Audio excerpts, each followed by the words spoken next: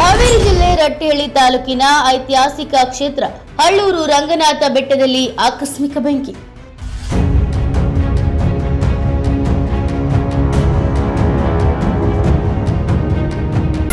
ಸಾಯಂಕಾಲ ಬೆಟ್ಟದಲ್ಲಿ ಕಾಣಿಸಿಕೊಂಡ ಬೆಂಕಿ ನಂದಿಸಲು ಯುವಕರ ಅರಸಾಹಸ, ತಪ್ಪಿದ ಭಾರೀ ದುರಂತ.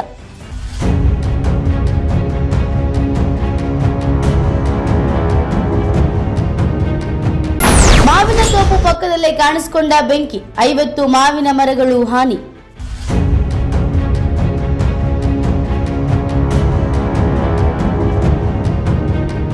ರಟ್ಟೆಹಳ್ಳಿ ತಾಲೂಕಿನ ಹಳ್ಳೂರು ಗ್ರಾಮದ ರಂಗನಾಥ ಸ್ವಾಮಿ ದೇವಸ್ಥಾನಕ್ಕೆ ಹೊಂದಿಕೊಂಡಿರುವ ಬೆಟ್ಟದ ಅರಣ್ಯ ಪ್ರದೇಶಕ್ಕೆ ಬುಧವಾರ ಸಂಜೆ ಬೆಂಕಿ ಹೊತ್ತಿಕೊಂಡು ಆ ಭಾಗದಲ್ಲಿ ಫಸಲಿಗೆ ಬಂದಿದ್ದ ಸುಮಾರು 50ಕ್ಕೂ ಹೆಚ್ಚು ಮಾವಿನ ಗಿಡಗಳು ಹಾನಿಯಾಗಿದೆ.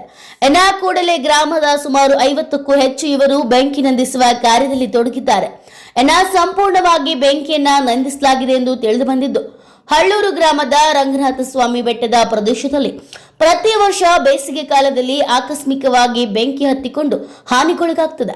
ಕೂಡಲೇ ಸರ್ಕಾರ ಮತ್ತು ಅರಣ್ಯ ಇಲಾಖೆ ಇದಕ್ಕೆ ಸೂಕ್ತ ಕ್ರಮವನ್ನ ಕಲ್ಪಿಸಬೇಕೆಂದ ಗ್ರಾಮದ ಮುಖಂಡರು ಮತ್ತು ಯುವಕರು ಆಗ್ರಹಿಸಿದ್ದಾರೆ.